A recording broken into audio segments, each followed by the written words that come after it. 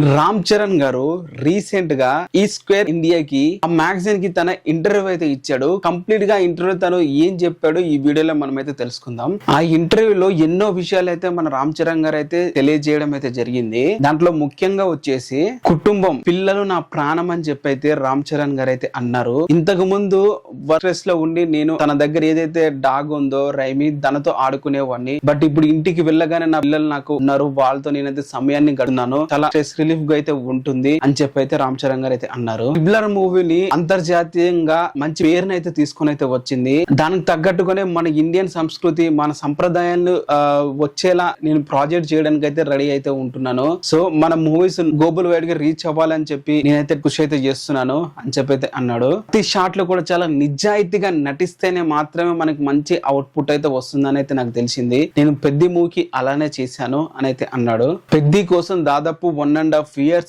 చాలా hard work అయితే చేశాడంట. ఎస్పెషల్లీ ఫిట్ గా కనిపించడానికి కోసం అయితే సుల్తాన్ అలాగే దంగల్ మూవీకి పనిచేసిన కోచ్ ని పిలిపించుకొని మరైతే తనతో అయితే పని అయితే చేపించుకున్నాడు. కుస్తీ అనేది నేర్చుకున్నట్లయితే ఆ ఇంటర్వ్యూలో అయితే చెప్పడం అయితే జరిగింది. నేను 17 ఏళ్ల వయసులో ఉన్నప్పుడే అయ్యప్ప దీక్ష అయితే వేసుకున్నానని చెప్పి రామ్ చరణ్ గారు అయితే అన్నారు. సో రామ్ చరణ్ గారు ఇప్పటి వరకు వచ్చేసి దాదాపు 5 times అయితే అయ్యప్ప మాల అయితే వేసుకున్నారు. అయ్యప్ప మాల వేసుకోవడం వల్ల రామ్ చరణ్ గారికి చెడు ఆలోచనలకి దూరంగా ఉండడంతో పాటు మనసు అనేది ఏకాగ్రతతో ఉంటానని, అది నాకు చాలా ఉపయోగపడుతుందని చెప్పి రామ్ చరణ్ గారు అయితే అన్నారు. చిరంజీవి గారి నుంచి వారసత్వం ఒకటే కాదు, తన దగ్గర నుంచి కష్టపడడం, పనితనం కూడా నేర్చుకున్నాను. నాతో ఒకటే చెప్పేవారు చిరంజీవి గారు, అందరూ 50 గంటలు కష్టపడితే నువ్వు మాత్రం 100 గంటలు కష్టపడని చెప్పి నాకు అనేవాడు. సో ఇది రామ్ చరణ్ గారు అయితే ఇంటర్వ్యూలో చెప్పుకొని వచ్చిన విషయాలు మీకు అర్థమైందని అనుకుంటున్నాను. ఇంటర్వ్యూలో చాలా మ్యాగజైన్ కొన్ని విషయాలు చెప్పాడు, బట్ ఇవి మెయిన్ హైలైట్ అని అయితే చెప్పాలి. మరి మీకు క్లియర్ గా అన్ని విషయాలు అయితే నేనైతే చెప్తున్నాను. సో మీరు సబ్స్క్రైబ్ అయితే చేసుకోవాలి.